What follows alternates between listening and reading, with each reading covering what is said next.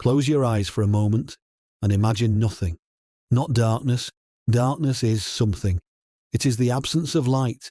But absence is a property, and properties belong to things that exist.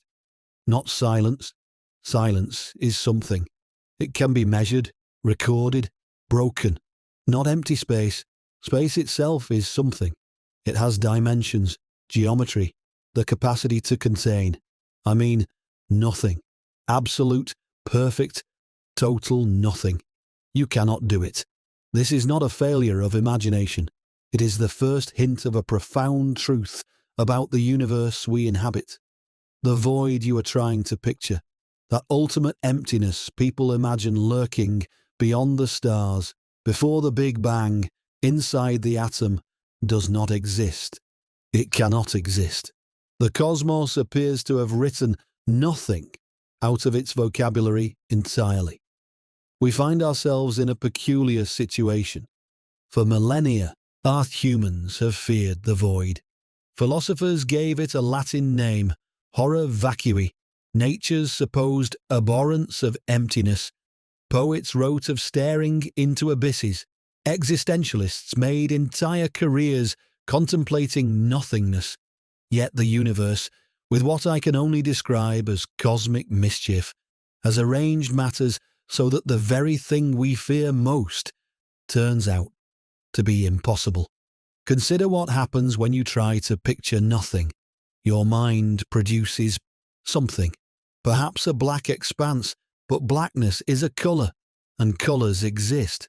Perhaps a vast silence, but silence is an acoustic state, and states exist. Perhaps an empty container, but containers are objects, and objects exist. Every attempt to conceive of nothing smuggles existence back in through the back door. This is not a trick of language. It is a feature of reality. But think of it this way. Imagine pumping air from a glass jar. With each stroke of the pump, less remains inside. You watch the gauge creep towards zero. Eventually, you have created what we casually call a vacuum, the closest approximation to emptiness that laboratory science can achieve. But here's the strange thing. Even the most perfect vacuum ever created contains something.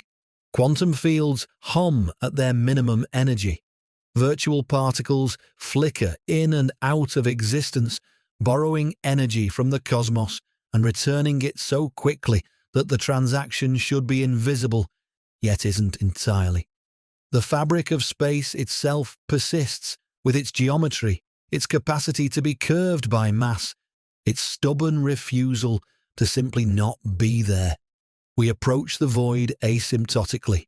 Like a curve approaching an axis, it can never quite touch, unless, but never none. This reveals something important about how we have been thinking about emptiness our entire lives. We have confused less stuff with no stuff. They are not the same thing, not even close. All of human experience with emptiness involves removing things. We pump air from jars.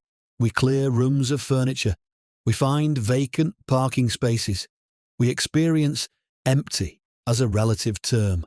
Less than before, less than expected, less than elsewhere. But relative emptiness is not absolute emptiness. Removal approaches zero without reaching it. The question we never thought to ask is whether absolute emptiness, true nothing, is even possible. We assumed it must be.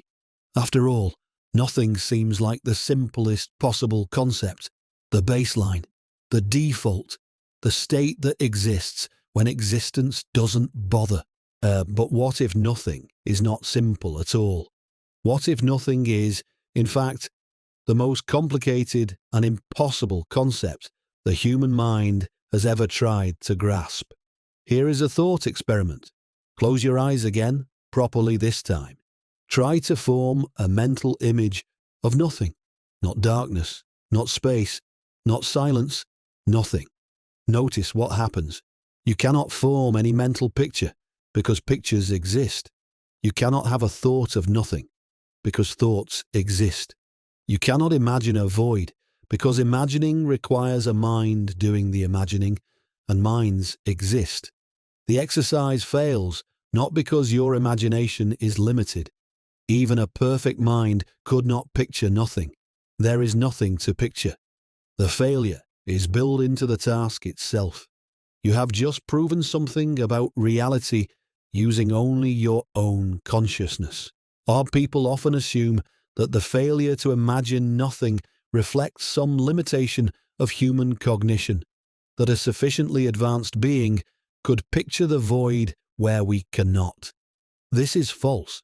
The problem is not with the imaginer, but with the imagined. Nothing cannot be pictured, because nothing is not a thing that could have a picture. It is not a state of affairs that could obtain. It is not a condition the universe could be in.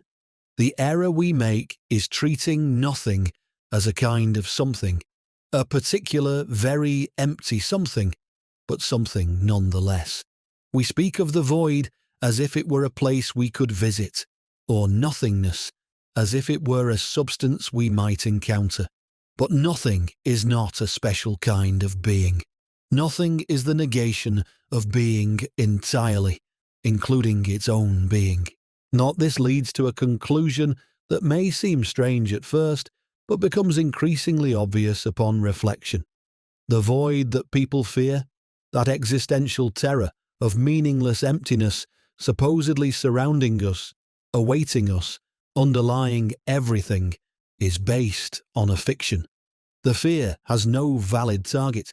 It is as if humanity had spent millennia being terrified of monsters under the bed, only to discover not merely that there are no monsters, but that under the bed doesn't exist. The bed goes all the way down. We haven't been rescued from our fear. We've discovered our fear never had a coherent object. The cosmos, it seems, has a sense of humour. So we begin our journey here with the simplest instruction imaginable: imagine nothing. And the discovery that you cannot comply. Not because you lack imagination, but because reality lacks nothing. The void you've been trying to picture, the emptiness you may have dreaded, the nothing that supposedly waits at the edges of existence, it isn't there. But if nothing cannot be imagined, perhaps nothing cannot exist. And if nothing cannot exist, what does that mean for everything we thought we knew about the beginning of the universe, the nature of space, and the void that supposedly surrounds us? These questions demand investigation. We have cracked an assumption we didn't know we held. Now we must see where that crack leads. Humanity has a long and troubled relationship with the void. The ancient Greeks gave it a name: Kenon, the empty. They debated whether it could exist at all, with Aristotle insisting that nature abhors a vacuum. Now that emptiness was impossible, because something would always rush in to fill it. The medieval philosophers inherited this debate and extended it, wondering whether God could create a void if he chose to, even if nature resisted.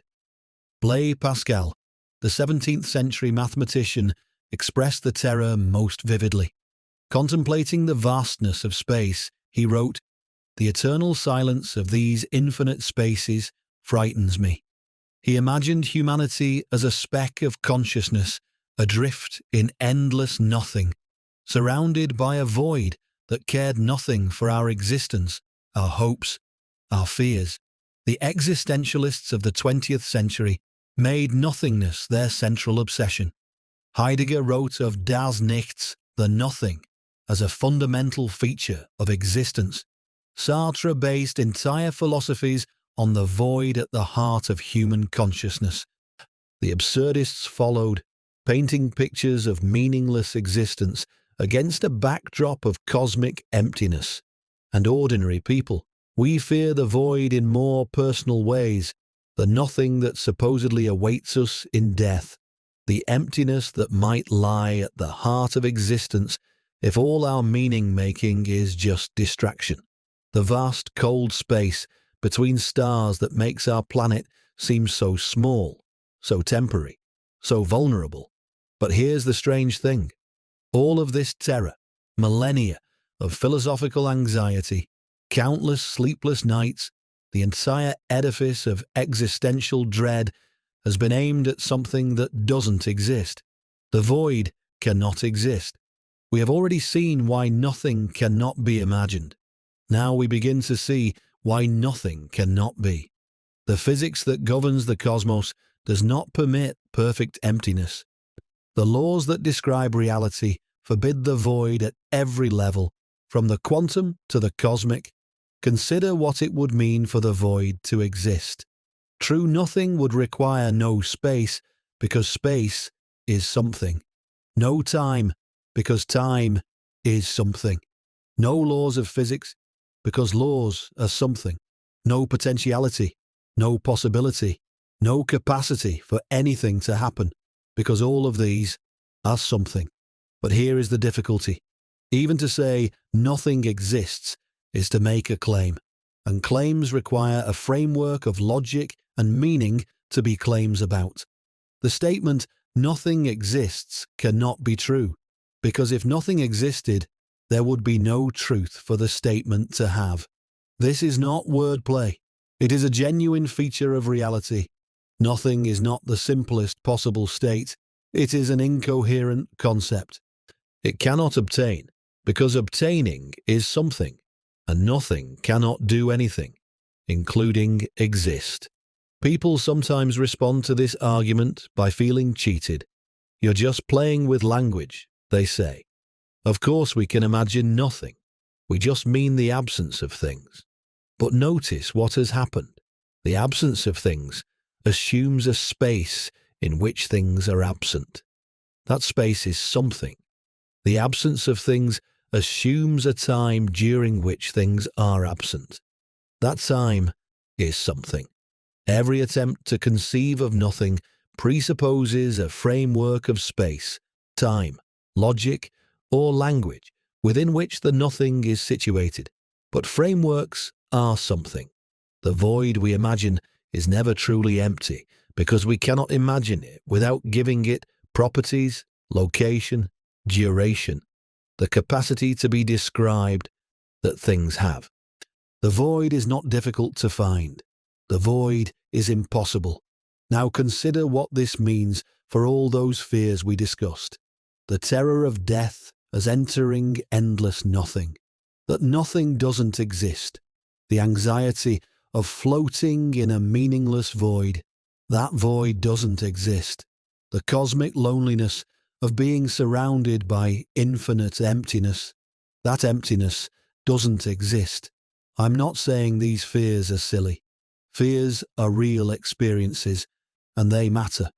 What I am saying is that these particular fears have been aimed at an incoherent target.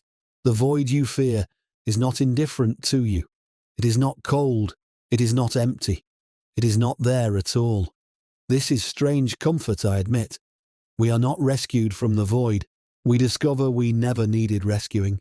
The monster under the bed turns out to be impossible, not absent, but logically forbidden from existing. The relief is genuine, but peculiar. Relief from a fear that never had a proper object. What remains? That is the interesting question. If the void cannot exist, then we cannot be surrounded by it. If nothing is impossible, then we are necessarily surrounded by something. The cosmos is not islands of existence in a sea of void. It is existence all the way through, with no void anywhere for existence to float in. People imagine the universe as stuff in an empty container, like furniture in a room. Remove the furniture, and you'd have the empty room. Remove the stars and planets, and you'd have the void they occupy. But what if there is no room? What if the container is itself part of the contents? What if space is not the emptiness in which things exist, but one of the things that exist? And as general relativity tells us, this is exactly the case. Space curves, stretches, participates in physics. It is not a passive background. It is an active participant. Remove the matter from a region of space, and you do not reveal the void beneath. You reveal space itself, which is something, which has properties, which exists. The philosophers who feared the void were afraid of something real, the vastness of space, the brevity of life, the difficulty of finding meaning. But they misdescribed their fear. They imagined emptiness where there was fullness. They projected a void that physics does not permit. Pascal was right to be awed by the cosmos. He was wrong to call it silent. The eternal spaces hum with activity. Quantum fields fluctuating, virtual particles flickering, the fabric of existence vibrating at its minimum energy. Lob, there is no silence. There is only the quietest something. This reframe does not make existence less challenging or more meaningful. The questions Pascal asked, what are we? Why are we here? What should we do? Remain as urgent as ever. But they can no longer be posed against a backdrop of nothingness. The backdrop is not there, so we find ourselves in a cosmos that refuses to provide the void we feared. It is rather like discovering that the ocean you thought might swallow, you cannot actually hold water. That drowning in nothing is not one of the available fates. Other fates remain, but not that one. The terror isn't there. But understanding why the void is impossible, not merely absent, but forbidden, requires physics. It requires understanding what quantum mechanics says about emptiness, or what happens when you try to remove everything from a region of space, why stillness itself is forbidden at the fundamental level. What law prevents perfect emptiness? What mechanism makes nothing impossible? The physicist Werner Heisenberg discovered something in 1927 that would eventually explain why the void cannot exist. He didn't set out to prove that nothing is impossible. He was simply trying to understand the behavior of subatomic particles. But the principle he uncovered reaches far beyond its origins.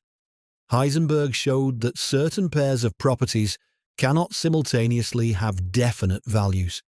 You cannot know both the precise position and the precise momentum of a particle at the same instant.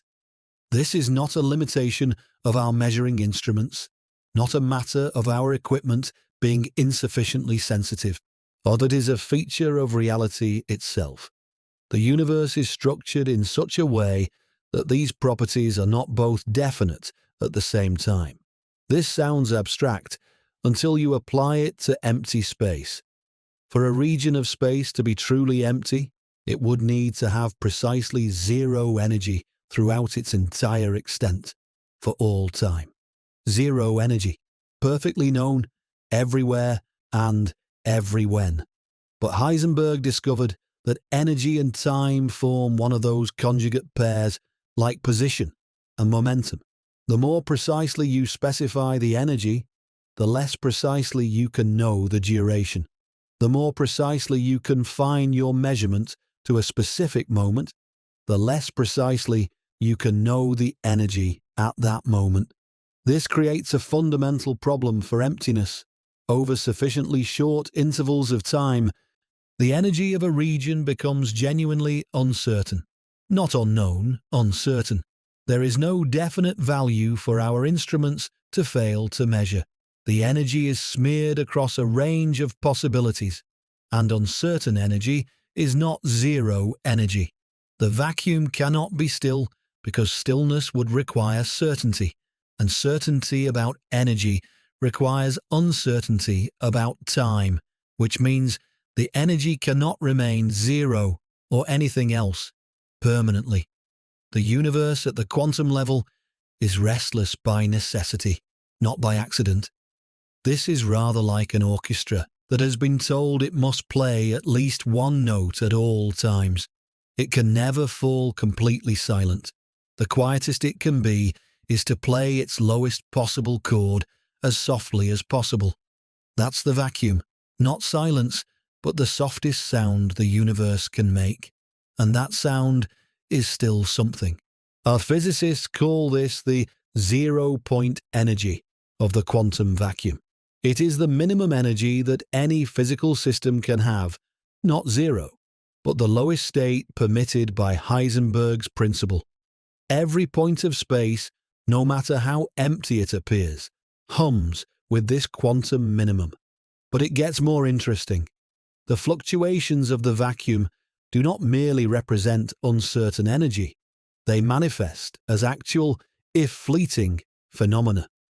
Virtual particles pop into existence in pairs, borrowing energy from the universe's uncertainty and returning it so quickly that the cosmic books balance.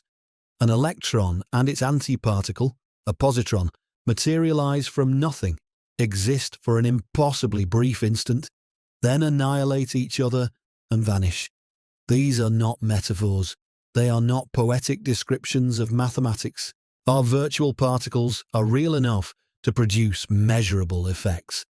In 1948, the Dutch physicist Hendrik Casimir made a prediction. Take two metal plates and place them extremely close together in a vacuum, closer than the width of a human hair. If the space between them were truly empty, there should be nothing to push on either plate. They should just sit there, separated, but unaffected. Casimir predicted they would attract each other. Why? Because the quantum fluctuations between the plates are restricted. Only certain wavelengths of virtual particles fit in that tiny gap, like only certain wavelengths of sound resonating in a pipe of a particular length. But outside the plates, all wavelengths are permitted. The unrestricted fluctuations outside push harder than the restricted fluctuations inside. The imbalance creates pressure, far much shoving the plates together. This has been verified in laboratories around the world. Metal plates really do attract each other in a vacuum due solely to quantum fluctuations. We can measure the structure of nothing. The void, it turns out, has properties, which is precisely what the void should not have. The Casimir effect proves that the vacuum is not empty. It has energy, structure, measurable consequences. Empty space is a macroscopic approximation, not a fundamental truth. Now, here is where the physics becomes genuinely strange. When theorists calculate how much energy the vacuum should contain, adding up all the fluctuations, all the virtual particles, all the restless activity at every point in space, they get an absurd number. The vacuum, according to quantum field theory, should contain enough energy per cubic centimeter to outweigh every galaxy in the observable universe. This is not what we observe. The actual vacuum energy is about 10 to the power of 120 times smaller than the calculation predicts. This discrepancy is sometimes called the worst prediction in the history of physics. We do not understand why the vacuum energy is so small compared to our calculations. This is one of the great unsolved problems of modern physics. But we know the energy is not zero. Dark energy, the mysterious force accelerating the expansion of the universe, may be precisely this residual vacuum energy. The nothing is doing something, and what it's doing is tearing the cosmos apart. So let us take stock. We asked why the void cannot exist. Now we know. The Heisenberg uncertainty principle forbids perfect stillness. On the vacuum must fluctuate. Those fluctuations manifest as virtual particles. Those particles produce measurable effects. The nothing between your hand and this page hums with activity. The vacuum is not emptiness. It is the quietest something, the ground state of all the quantum fields that underlie reality, vibrating at their minimum energy, never quite falling silent. Think of what this means for the space around you. The air between your atoms is not nothing. It is fluctuating fields. The gap between your hand and the wall is not void. It is virtual particles flickering. The vast distances between stars are not emptiness. They are quantum activity stretching across light years. Stillness is an illusion of insufficient magnification. Zoom in far enough on any region of empty space, and you find activity. And the cosmos has no off switch. This resolves the puzzle we raised in the first chapter. Nothing cannot be imagined because nothing cannot exist.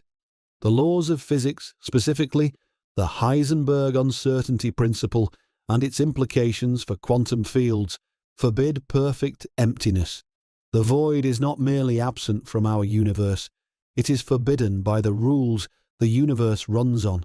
But if the vacuum seethes with energy at every point, what about the beginning? People imagine the universe emerging from nothing, a void that suddenly filled with matter and energy. But we have just shown that voids are impossible.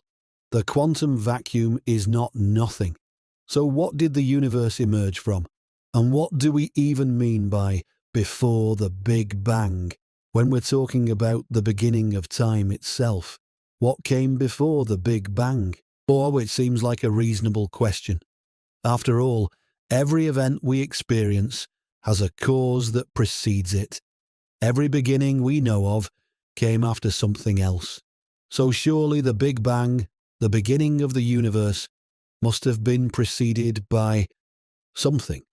Even if we don't know what that something is, there must have been a before in which it existed. But here's the strange thing. The question doesn't work. It isn't that we don't know the answer. It's that the question itself is malformed. It assumes something that isn't true. The question, what came before the Big Bang, assumes that time existed before the Big Bang, that there was a before in which prior events could occur, prior causes could operate, prior states could obtain. But this is precisely what the physics tells us is false. Time began with the Big Bang. This is not a speculation or a hypothesis awaiting confirmation. It is a consequence of general relativity, Einstein's theory of gravity, combined with the observed expansion of the universe. Time is not a river that was always flowing, into which the Big Bang dropped like a stone. Time is part of what began. There was no time before the Big Bang in which a before could exist. I appreciate that this is difficult to grasp. Our entire experience of reality is structured by time. Every thought we think, every sentence we speak, every concept we form comes in temporal order. This happened, then that happened, then something else.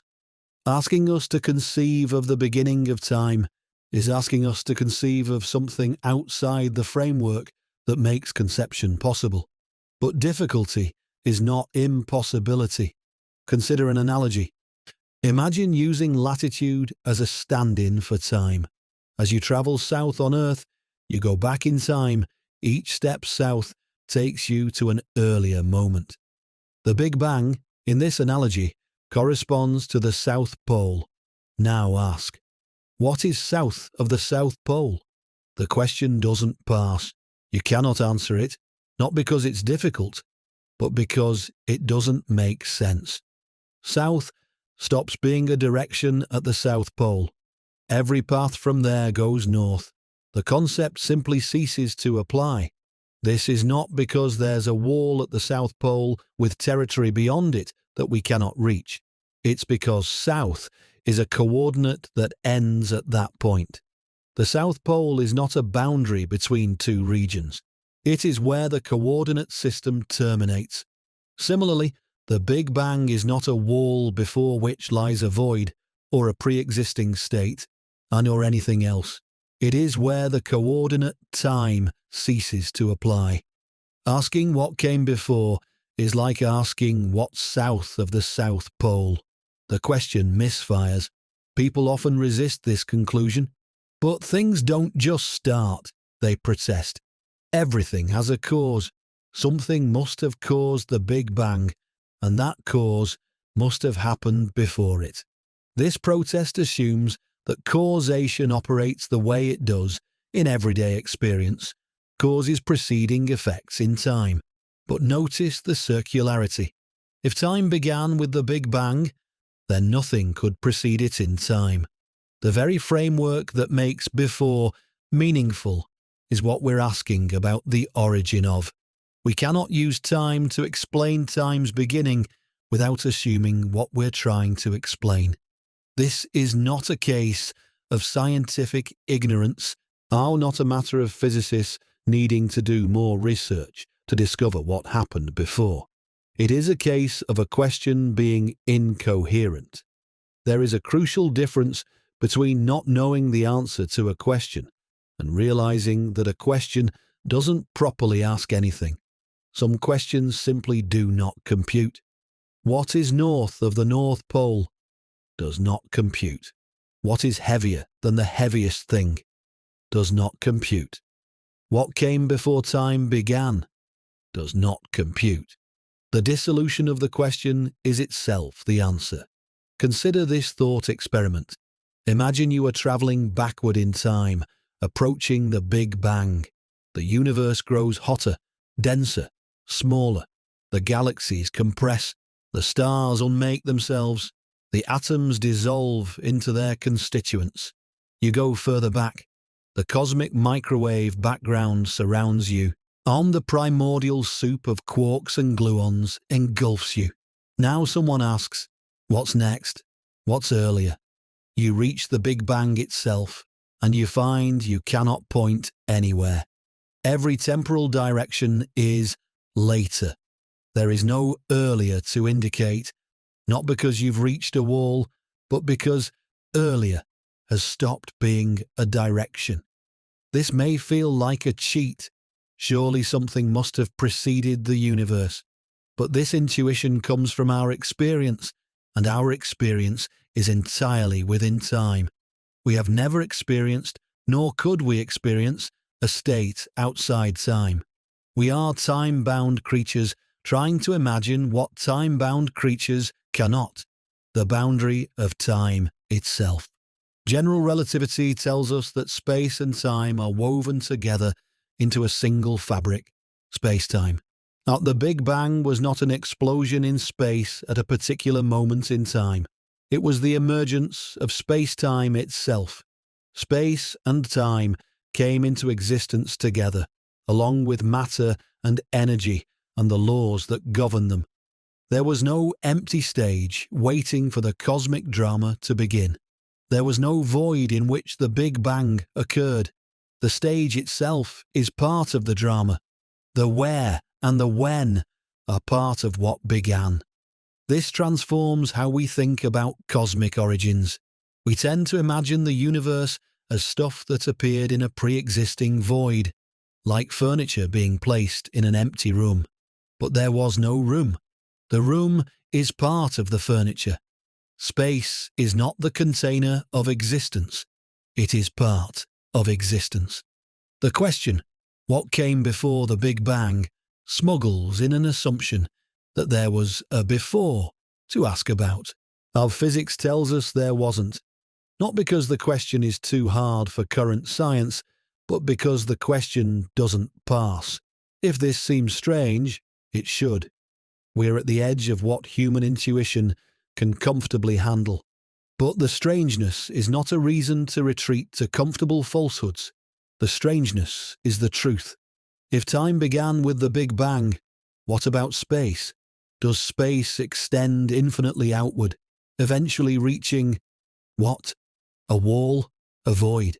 Another universe? What lies outside the universe? This question seems even more tractable than the previous one. We can imagine travelling outward, past the planets, past the stars, past the galaxies, and eventually reaching the edge, the boundary, the place where the universe stops and something else begins. But here's the problem. What would that something else be? And if you answer another region of space, you haven't gone outside the universe. You've just found more universe. The universe, by definition, includes all of space. There is no space outside of space. If you answer a void, you're positing nothing. But we've already established that nothing cannot exist. The void is forbidden by the laws of physics. If you answer, I don't know, but surely something, you're assuming that outside is a coherent concept when applied to the universe. It isn't. To be outside something is to be in a spatial relationship with it. You stand outside the house, meaning you are in space, but not in the space the house occupies. But if space is the universe, there is no space to stand in from which you could be outside it. Outside the universe would require space outside of space, a contradiction. Oh, this is where the balloon analogy helps. Imagine the surface of a balloon, covered with dots representing galaxies. As the balloon inflates, every dot moves away from every other dot. The surface is expanding. Now ask, what is the balloon expanding into? If you're thinking three-dimensionally, you might say the air around the balloon. But the analogy is about the two-dimensional surface itself. For creatures living on that surface, flat beings who know only the surface and cannot perceive a third dimension, there is no outside. Their entire universe is the surface. It expands, but it doesn't expand into anything. The distances between points on the surface increase, and that's what expansion means for them. The universe is like this, but in higher dimensions. Space is not expanding into a pre-existing void.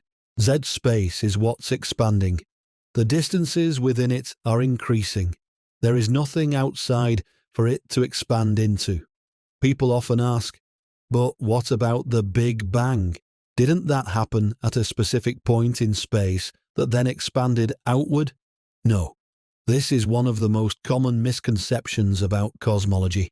The Big Bang did not happen at a point. It happened everywhere. Every point in the universe today was the Big Bang. The entire universe was once compressed to inconceivable density, and it has been expanding, not from a center into a surrounding void, but simply expanding ever since. There is no center from which it expands. There is no edge beyond which lies emptiness. The visualizations you've seen, an explosion radiating outward from a point into black space, are misleading. That black background in the images is not part of reality. It's a representational convenience. The Big Bang was not fireworks in a dark room. It was the room coming into existence. What about the edge of the observable universe? You may have read that we can only see objects up to about 46 billion light-years away, the cosmological horizon beyond which light has not had time to reach us since the Big Bang. Isn't that an edge? It's an observational limit, not a physical boundary. Beyond our horizon, the universe continues. More galaxies, more stars, more space. We simply can't see that far because the light from there hasn't reached us yet. The universe itself has no edge, just as the surface of the Earth has no edge. The Earth is finite, but unbounded. You can measure its area, but you can walk around it forever without falling off. Or the universe may be the same, finite in volume, but without an edge or boundary. So we find that outside the universe is as malformed a concept as before the Big Bang. Both questions assume the void, a pre-existing emptiness before time, a surrounding emptiness beyond space. But the void cannot exist. Space and time are not containers that held the universe. They are part of the universe. There is no outside for the same reason there is no before. The framework that would make such concepts meaningful is itself what we're asking about. The universe is self-contained. It does not need a stage to perform on or a background to stand against. It is the stage, the background, and the performance together. This is difficult to accept because our entire experience is of things existing in space and time. One, we are used to containers and contexts, backgrounds, and surroundings. Everything we encounter exists in a where and a when. To conceive of the universe itself, the totality of all wheres and whens, requires us to abandon the container metaphor that has served us so well everywhere else. But abandon it we must. The physics leaves us no choice. General relativity tells us that space is not a fixed backdrop, but a dynamic participant in physics. It curves, stretches, evolves. The Big Bang tells us that this dynamic space had a beginning, and the mathematics shows that asking about the outside makes no more sense than asking about the before. The void that humanity imagined lurking before the universe began and beyond its edges cannot exist. It is doubly impossible, forbidden by quantum mechanics from existing anywhere, and conceptually incoherent when applied to the boundaries of existence itself. What remains is a universe that is full all the way through. Not stuff in a void, but stuff without a void. No before, no beyond, no emptiness lurking at the edges or the beginning. But this raises a profound question. If nothing is truly impossible, if the void cannot exist either in space or before time, then something is necessary. The universe didn't emerge from nothing, because nothing cannot be. So what does it mean that existence is, in some sense, unavoidable? We have dissolved the old questions. Now we must ask the new ones. We have arrived at a remarkable position. The void cannot exist. Quantum mechanics forbids it. Before the Big Bang is a malformed question. There was no time for a before to exist in. Outside the universe is equally incoherent. There is no space for an outside to occupy. So what did the universe emerge from? The traditional answer is nothing. The universe came from nothing, from the void, from non-being, from perfect emptiness that somehow gave birth to everything. This is how the story is often told, and it carries a certain dramatic weight. Something from nothing, being from non-being, the ultimate magic trick. But we have seen that nothing cannot exist. The void is forbidden. So if the universe didn't come from nothing, because nothing isn't available, what did it come from? Here is where physics offers a remarkable possibility. The total energy of the universe may be exactly zero. This sounds paradoxical. Look around you. There is clearly stuff here. Matter, energy, motion, heat. And how can the sum of all this be zero? The answer lies in the peculiar nature of gravity. Matter and radiation contribute positive energy. Every atom in your body, every photon of light, every particle zipping through a detector adds to the positive side of the cosmic ledger. But gravitational fields contribute negative energy. The attraction between masses, the curvature of space-time around stars and galaxies, all of this counts as negative on the energy balance sheet. When you add the positive and negative together, the result may be precisely nothing. Not nothing in the sense of the void, not the absence of existence, but nothing in the sense of a perfectly balanced account. Zero total. Credits and debits that sum exactly to zero. Think of it this way. Imagine a universe that wants to exist, but has nothing to exist with. Or no initial deposit, no starting energy, no cosmic seed fund. How could such a universe bootstrap itself into being? It could split zero into positive and negative parts. Consider an analogy. Suppose you have no money, but need to appear at a party with gifts. A friend offers you a scheme. They give you £100 in cash, and simultaneously you sign a note acknowledging a £100 debt. You now have £100 in your pocket and minus £100 on your ledger.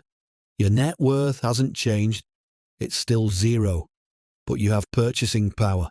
You can buy gifts, attend the party, Enjoy yourself. Later, you return the £100, the debt is cancelled, and everything balances. The universe may work this way. It withdrew matter and energy from the cosmic bank while simultaneously creating gravitational debt to balance the books. The total never changed from zero, but the zero was split into positive and negative components that could interact, evolve, form galaxies and stars and planets and people. This is what physicists sometimes call the ultimate free lunch. The universe got something for nothing, not because conservation laws were violated, but because the something adds up to nothing. The books balance. The cosmic accountants are satisfied. Now, this doesn't happen arbitrarily.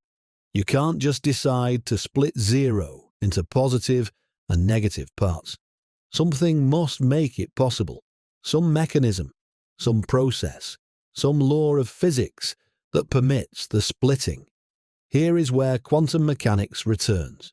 We saw earlier that the vacuum fluctuates, virtual particles pop into existence, borrow energy briefly, then vanish. This is not speculation. It is measured fact. The vacuum is restless. What if the universe itself is a fluctuation? Not a virtual particle that exists for an impossibly brief instant and then disappears, but a fluctuation on a grander scale, one that has been expanding and evolving for nearly 14 billion years. This is not as strange as it sounds. The equations that describe virtual particles do not specify how long they can exist. The duration is related to the energy borrowed. Larger fluctuations last shorter times, smaller fluctuations last longer. If the total energy of the universe is exactly zero, then in a certain sense, it has borrowed nothing.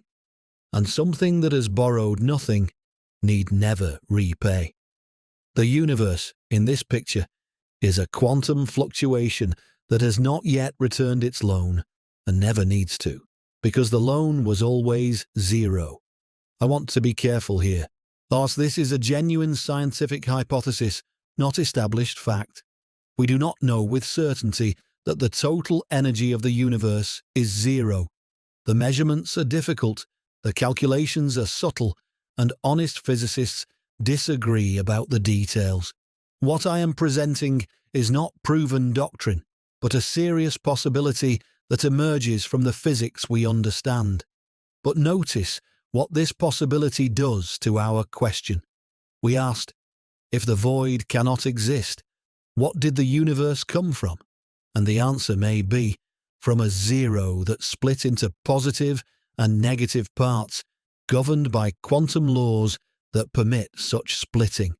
This is not something from nothing in the old sense, not being from non-being, existence from the void. It is something from zero, and zero is not nothing. Zero is a perfectly balanced something. Our zero is the quietest possible state that still follows the rules. The mystery has not vanished. We can still ask, why does zero split this way? Why do the laws of physics permit cosmic fluctuations? Why is there a quantum realm with its uncertainty principles and virtual particles and restless vacuum? These questions remain open. But the brute mystery, how can something come from nothing, has shifted. We no longer need to explain how being emerged from non-being, because non-being was never available. We need only explain how a zero total universe can organize itself into positive and negative parts.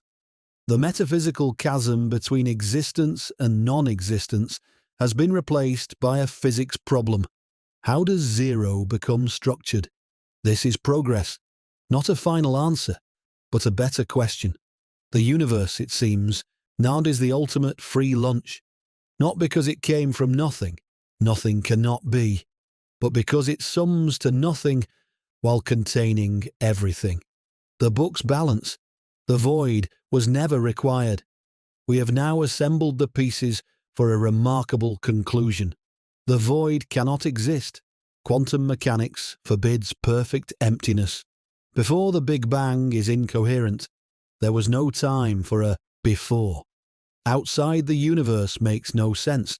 There is no space for an outside. And the universe may require no net energy to exist. Positive and negative components balanced to zero. What follows from all this? Something extraordinary. Existence may be necessary, not contingent, not accidental, not a lucky break against overwhelming odds, but necessary, required, unavoidable. Here is the logic. If nothing cannot exist, and if the void is forbidden by the laws of physics and the structure of logic, then something must exist. There is no alternative. The option of non-being is not available. The universe doesn't need a reason to exist, because non-existence was never a possibility. This inverts one of the oldest questions in philosophy. For millennia, thinkers have asked, why is there something rather than nothing? The question assumes that nothing is a genuine alternative, that existence is one option and non-existence is another, and we need to explain why existence won over the competition. But if nothing cannot exist, there was no competition. Existence didn't win. It had no opponent. Asking why something exists rather than nothing is like asking why your lottery ticket won when every ticket was a winner. There were no losing tickets. The odds were always 100%. This is strange comfort, I admit. We are used to thinking of existence as precarious, a flame that might not have been lit, a gift that might not have been given. Much of human philosophy and religion is built on the sense that existence is remarkable, improbable, in need of explanation. Why is there something rather than nothing? Has seemed like the deepest question one could ask. And now we find the question may be misconceived, not unanswerable, but unaskable, based on a false assumption. The void it posits as an alternative does not and cannot exist. What remains? A different kind of mystery. We can still ask why nothing is impossible. We can ask why quantum mechanics forbids perfect emptiness, why energy and time form conjugate pairs, why the laws of physics are structured so as to eliminate the void as an option. These are deep questions, and we do not have complete answers. We can also ask why existence takes this form rather than another, why these physical constants, these laws, this particular universe with its stars and galaxies and planets and life. The space of possible existing universes may be vast, and we might still wonder why we find ourselves in this one. But the brute question, why exist at all, loses its grip. It assumed an alternative that doesn't exist. It treated non-being as a genuine option, when it is, in fact, logically and physically forbidden. Some people find this liberating, the terror of contingency, the sense that we might not have been, that existence itself hangs by a thread over an abyss of nothing, or dissolves when you realize there is no abyss. The void was always imaginary. Existence is not balanced precariously over non-being. Existence is all there is and all there could be. Others find this unsettling. If existence is necessary, does that remove meaning? If we couldn't have not existed, does existence lose its preciousness? I don't think so. Consider, the fact that triangles necessarily have three sides does not make triangles boring. The fact that prime numbers necessarily exist does not make mathematics trivial. Necessity is not the enemy of significance. It merely changes the landscape in which significance operates. We are not accidents. We are not lucky breaks. We are necessary expressions of a cosmos that cannot be otherwise than existent. Whether this provides comfort or meaning is a question each person must answer for themselves. But the landscape of the question has changed. The void cannot receive us because the void cannot exist. Existence is not one option among others, but the only option available. The question, why something rather than nothing, turns out to be asking why 1 + 1 = 2 rather than equaling fish. The alternative it proposes is not coherent. We are left with existence, necessary, inescapable, all the way down. Not stuff floating in a void, but stuff without a void. Not being that emerged from non-being, but being that is the only game in town. This is where physics and philosophy converge on the same remarkable conclusion. The void is impossible. Existence is necessary. What we find ourselves in a universe that could not have been otherwise than existent, though it might have been otherwise in its details. The ancient question has not been answered. It has been dissolved. We have spoken of vast things, the impossibility of the void, the origin of the universe, the necessity of existence. Now let us bring this home. What does any of this mean for you, sitting where you are, reading or listening to these words? Look at your hand. The atoms there were forged in the hearts of stars that died before our sun was born. Carbon, oxygen, nitrogen, iron, each element cooked in stellar furnaces billions of years ago, scattered across space when those stars exploded, gathered eventually into the cloud that collapsed to form our solar system. You are, in a very literal sense, made of star stuff. But look closer. Between those atoms, what do you see? You might say nothing. The space between atoms in your body seems empty. It is mostly empty, in the sense that it contains no other atoms. If you could shrink down to atomic scale, you would find vast distances between nuclei relative to their size. Matter, it seems, is mostly empty space. But we have learned that empty space is not empty. The nothing between your atoms hums with quantum fields. Virtual particles flicker in and out of existence. The electromagnetic field undulates at its ground state. The electron field, the quark field, all the fields that underlie reality, they are there in what you thought was emptiness, vibrating at their minimum energy, never quite falling silent. The space between your atoms is not void. It is the quietest something. And you are not a collection of particles floating in that quiet something. You are part of it. Here is what I mean. We tend to think of electrons as tiny balls that orbit atomic nuclei, like planets orbiting a sun. This picture, though useful for many purposes, is not quite right. An electron is not a particle in the usual sense. It is an excitation of the electron field, a localized ripple in something that extends throughout the universe. The electron field is everywhere. It permeates all of space.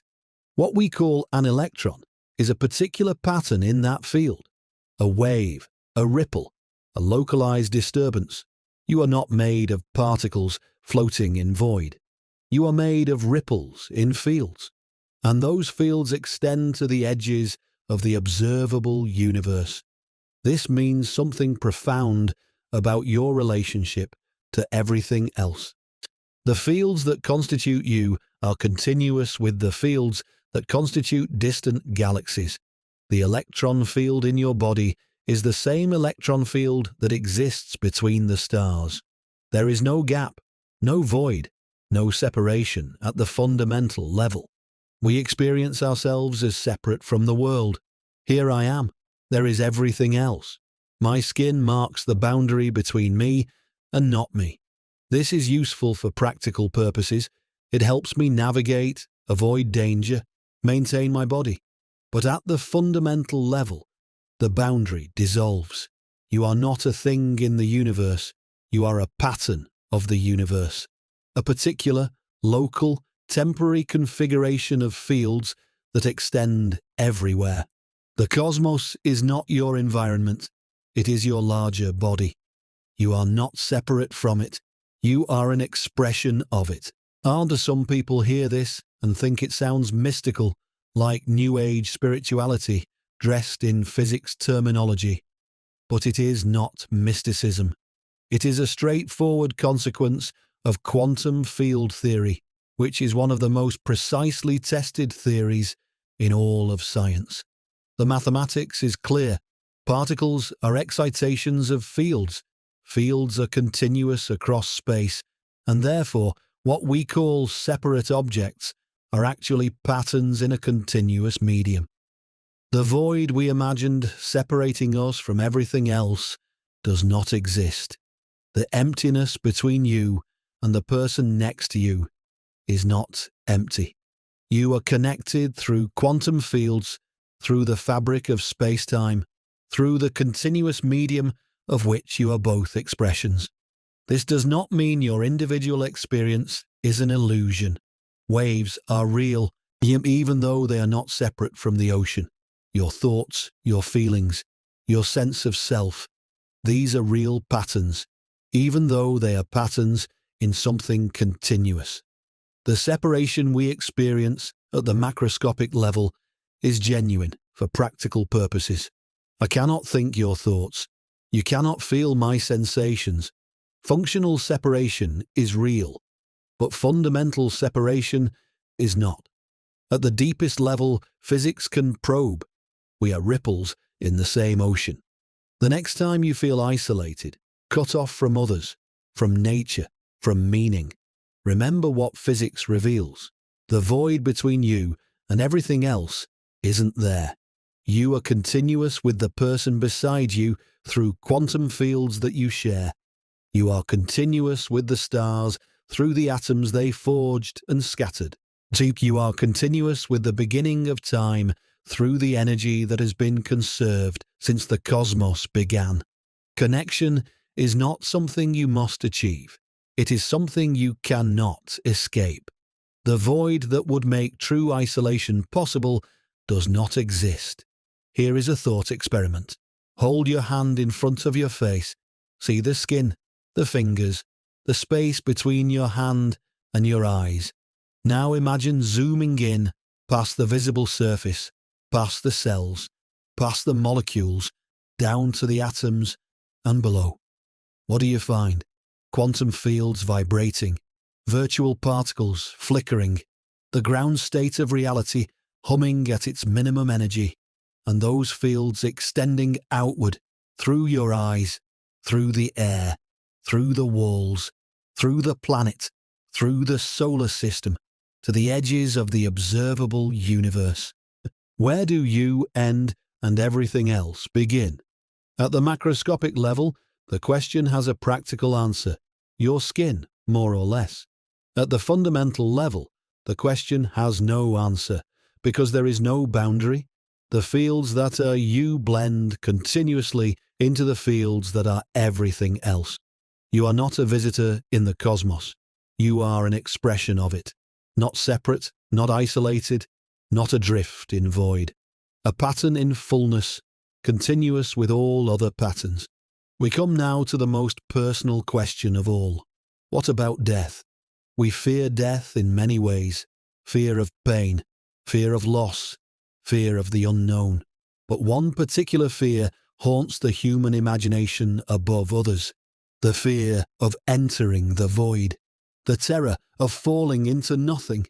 The dread of an eternity of emptiness, of non-being, and of the absolute cessation that we imagine awaits us. Pascal captured it when he wrote of infinite spaces that terrified him. Existentialists made it central to their philosophy, the nothingness that bounds existence on all sides, the void into which we fall when life releases us. But we have seen that the void cannot exist. If nothing is impossible, if the laws of physics forbid perfect emptiness, then nothing is not waiting for you. The void does not linger at the end of life, ready to receive you. There is no nothing to enter, no void to fall into, no emptiness stretching forever. This does not tell us what death is. That remains uncertain, mysterious, beyond the reach of physics alone. What happens to consciousness when the brain stops functioning is a question we cannot answer with confidence. Maybe the atoms that compose you will disperse and join other configurations. That much is certain. The energy will persist, conserved according to physical law. The fields will continue. But what you will experience, if anything, is not something physics can determine. What physics can determine is what death is not. Death is not entering the void. Death is not falling into nothing. Death is not an eternity of emptiness stretching before you without end. These specific images, which haunt so many sleepless nights, are based on a void that does not and cannot exist. Imagine you have been afraid of a particular monster your whole life, a void beast that waits in darkness to swallow you into eternal nothing. You have dreaded it, worried about it, structured your anxieties around it. Or then one day you learn that this specific monster is logically impossible. It cannot exist. The laws of reality forbid it. Your relief is strange. You don't know what is in the darkness. Other uncertainties remain. But you know the void beast isn't there. One specific terror has been removed. Not all fears about death, but that particular fear, the void fear. The cosmos will not give you the emptiness you dread. It cannot. The void receives nothing, because the void is nothing, and nothing cannot be. What remains is uncertainty, genuine, honest uncertainty about what death involves. This is different from void dread. Uncertainty is a relationship with the unknown. Void dread is a relationship with a specific image of the unknown that turns out to be incoherent. You can have uncertainty without void dread. You can acknowledge that you don't know what death is, while also recognizing that you know what it isn't. Some will object that this is cold comfort. You haven't told me what happens after death. You've only told me one thing that doesn't happen. True. But consider how much of the specific terror of mortality is precisely this void fear, the image of endless nothing, the sense of falling forever into emptiness, the eternity of non-experience stretching before you like an infinite black desert. This image is not possible. The physics forbids it. The void cannot exist. Whatever death is, it is not that. Close your eyes for a moment. Imagine dying, not the process, but the afterward. Notice what your mind produces. Darkness. But darkness is something. It is the absence of light, which is a property of a state of affairs. Silence. But silence is something. It can be measured, can be broken, implies time in which it persists, a void in which you somehow persist as an awareness of nothing. But even that is something, an awareness, however empty. Every image of death as nothing smuggles in existence. We literally cannot imagine the void because it cannot exist. Our inability is not a failure of imagination. It is an accurate reflection of reality. The universe does not offer exits into non-existence. Everything that happens, happens within being. Even the cessation of a particular pattern, the dissolution of what was you, is an event within existence, not an escape from it. The atoms persist, the energy persists, the fields persist, the pattern changes, but the medium in which the pattern occurred never ceases, though you cannot fall into nothing because there is no nothing to fall into.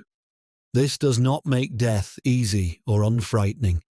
The loss of self, the end of experience as we know it, the dissolution of everything familiar, these remain challenging to contemplate. Fear of death has many sources, and I am not claiming physics dissolves all of them. But the void fear specifically, the terror of endless nothing, can be released. It was always based on an impossibility. The void we imagined awaiting us was never there. Let us return, finally, to where we began. Close your eyes and imagine nothing. You could not do it at the start of this documentary. You cannot do it now.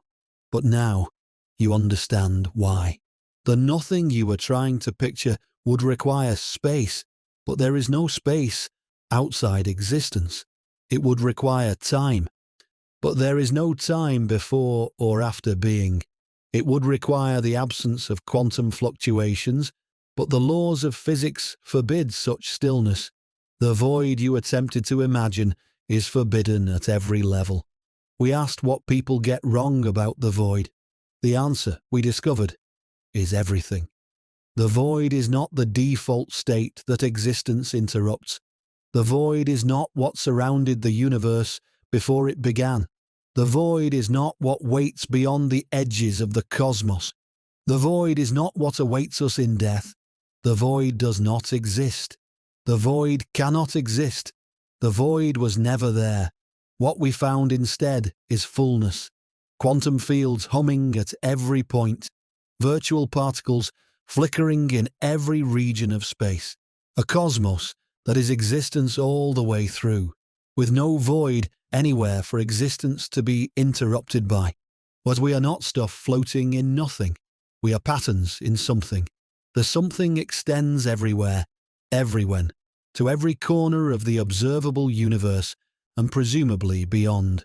There is no void to separate us from the stars, no emptiness to isolate us from each other, no nothing waiting to receive us. The ancient philosophers were right in one sense. Nature does abhor a vacuum, but they did not guess how profoundly. The vacuum is not merely avoided, it is forbidden. Physics has written emptiness out of existence. The void we feared is the one thing the cosmos will not provide. Perhaps this is the deepest comfort cosmology can offer.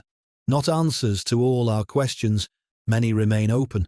Not certainty about our fate, uncertainty persists. But this much we can say, the emptiness was never there. We sought the void and found it impossible. And we asked what came before the beginning and discovered that before cannot apply. We wondered what lies outside and learned there is no outside. We imagined falling into nothing at death and saw that nothing refuses to exist. What remains is existence itself, necessary, inescapable, full. We are not visitors in a void, we are patterns in being. The cosmos knows us because the cosmos is what we are made of. We are the universe contemplating itself, and there is no void to separate the contemplating from the contemplated. The question we started with, what is the big misconception about the void, has been answered. The misconception is that the void exists at all. It does not. It cannot. We float not in a sea of nothing, but in an ocean of everything. The emptiness was never there, and we, brief, curious, are pattern-seeking creatures on a small planet orbiting an average star, are the cosmos knowing itself. Existence, it seems, is the only game in town, and the universe plays it endlessly.